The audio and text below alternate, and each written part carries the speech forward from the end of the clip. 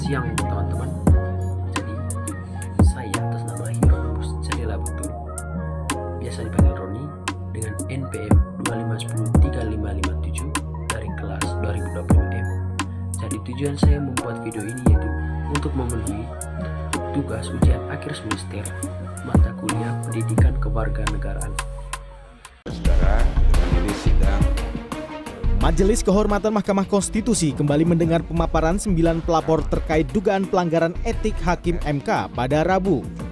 Sidang terbuka dilakukan di gedung MK dan terbagi dalam 2 sesi. Untuk sesi pertama, 3 pelapor dilakukan pada pukul 9 pagi dan sesi kedua 6 pelapor dilakukan pada pukul setengah 2 siang. Hingga hari kedua, Majelis Kehormatan MK telah menghadirkan 14 pelapor dari total 18 pelapor. Ketua MK Anwar Usman menjadi nama terlapor yang paling banyak disebut dengan dugaan konflik kepentingan. Desakan untuk memecat Ketua MK Anwar Usman muncul pada sidang sesi kedua Rabu siang. Pihak pelapor dari Pergerakan Advokat Nusantara atau Perkat Nusantara menilai Ketua MK Anwar Usman telah melanggar prinsip independensi dan ketidakberpihakan dalam memutus perkara nomor 90 tahun 2023 tentang syarat usia Capres-Cawapres.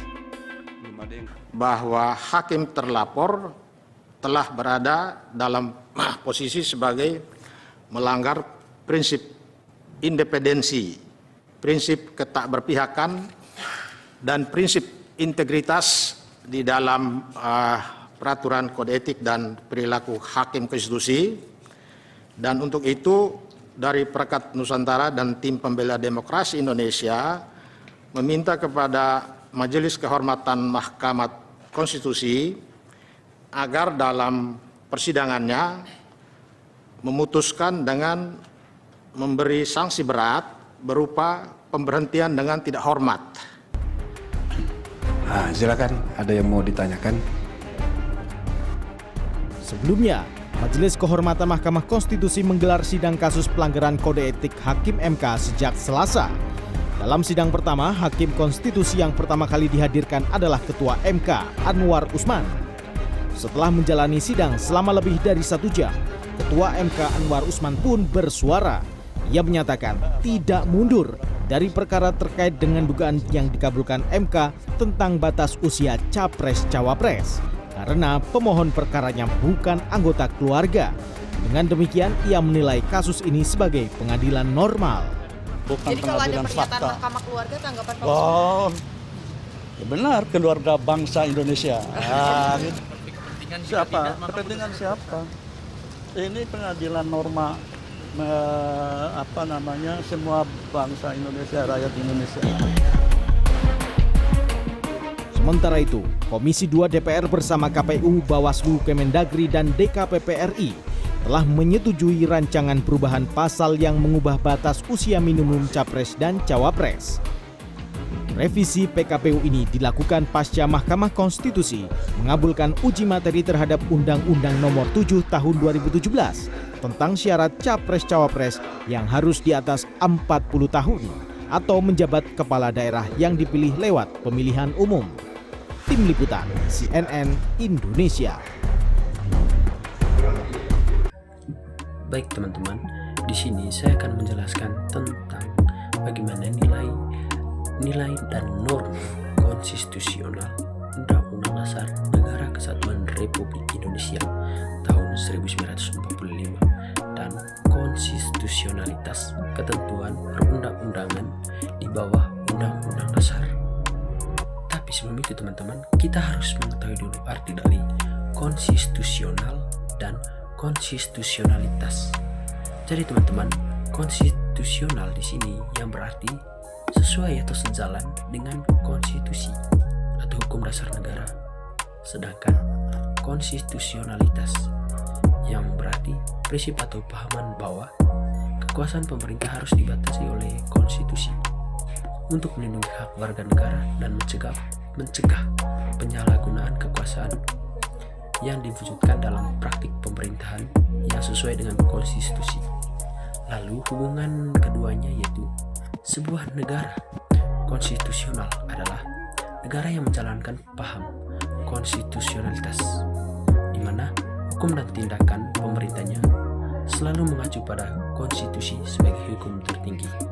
Undang-Undang Dasar Negara Republik Indonesia tahun 1945 merupakan hukum dasar tertulis dan sumber hukum tertinggi dalam sistem ketatanegaraan Indonesia.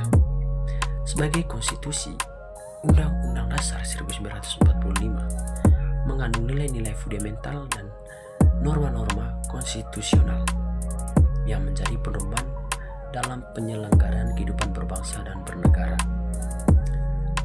Seluruh peraturan perundang-undangan yang berada di bawah Undang-Undang Dasar 1945 wajib bersumber dan tidak boleh bertentangan dengan nilai serta norma konstitusional tersebut.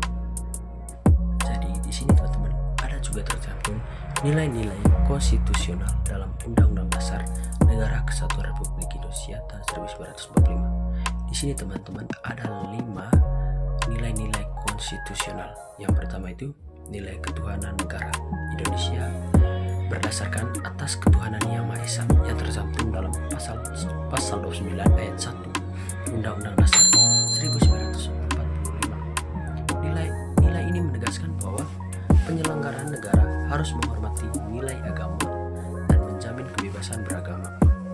Lalu nilai yang kedua itu nilai kemanusiaan. Undang-Undang Dasar 1945 menjunjung tinggi harkat dan martabat manusia, tercermin dalam jaminan hak asasi manusia pasal 28A sampai 28J.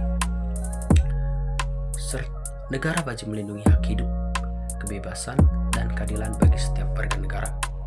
Lalu nilai yang ketiga di sini yaitu nilai persatuan yang tercermin dalam pasal 1 ayat 1 dan pasal 36 Undang-Undang Dasar 1945 yang menegaskan bahwa Indonesia sebagai negara kesatuan, segala kebijakan negara harus menjaga keutuhan negara kesatuan Republik Indonesia. Lalu nilai yang keempat di sini yaitu nilai demokrasi. Undang-Undang Dasar 1945 menegaskan kedaulatan berada di tangan rakyat yang tercantum dalam pasal 1 ayat 2. Nilai demokrasi diwujudkan melalui pemilihan umum, partisipasi rakyat, dan pemerintahan yang akuntabel. Serta teman-teman, nilai yang kelima di sini yaitu nilai keadilan sosial. Tujuan negara sebagaimana tercantum dalam pembukaan Undang-Undang Dasar 1945 adalah mewujudkan keadilan sosial bagi seluruh rakyat Indonesia serta nilai menjaga kebijakan ekonomi, sosial, dan politik.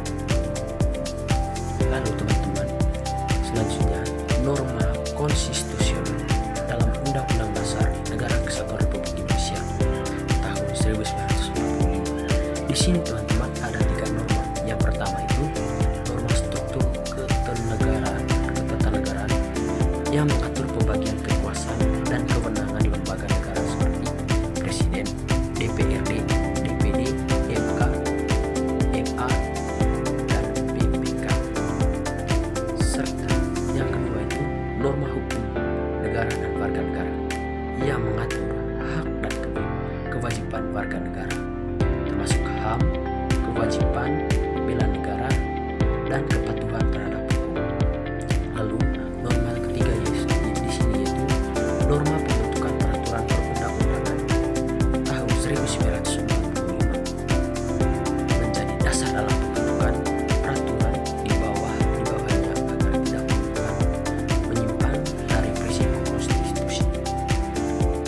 Baik teman-teman, selanjutnya di sini ada konstitusionalitas peraturan perundang-undangan di bawah Undang-Undang Dasar 1945. Jadi teman-teman, konstitusionalitas adalah kesesuaian suatu peraturan perundang-undangan dengan Undang-Undang Dasar 1945. Jadi teman-teman, setiap peraturan di bawah Undang-Undang Dasar harus meliputi 3 tahap, yaitu meliputi 3 tahap teman-teman. Yang pertama itu tidak bertentangan dengan nilai dan norma Undang-Undang 1945. Lalu yang ketiga itu dibentuk berdasarkan kewenangan yang sah. Lalu yang terakhir itu menghormati hak asasi manusia dan prinsip negara. Lalu teman-teman, adapun peran Mahkamah Konstitusi atau MK. Yang pertama itu menguji undang-undang terhadap Undang-Undang Dasar 1945. Yang kedua itu menjaga agar peraturan perundang-undangan tetap konstitusional. Lalu yang ketiga itu melindungi hak konstitusi warga negara. Dan teman-teman, nilai dan formal konstitusional dalam Undang-Undang Dasar Negara Kesatuan Republik Indonesia tahun 1945 merupakan fondasi utama dalam sistem hukum Indonesia. Konstitusionalitas peraturan perundang-undangan di bawah Undang-Undang Dasar 1945 harus selalu dijaga agar tujuan negara hukum yang demokratis, adil, dan beradab dapat terwujud. Ketidaksesuaian peraturan dengan Undang-Undang Dasar 1945 dapat mengancam supremasi konstitusi dan hak-hak warga negara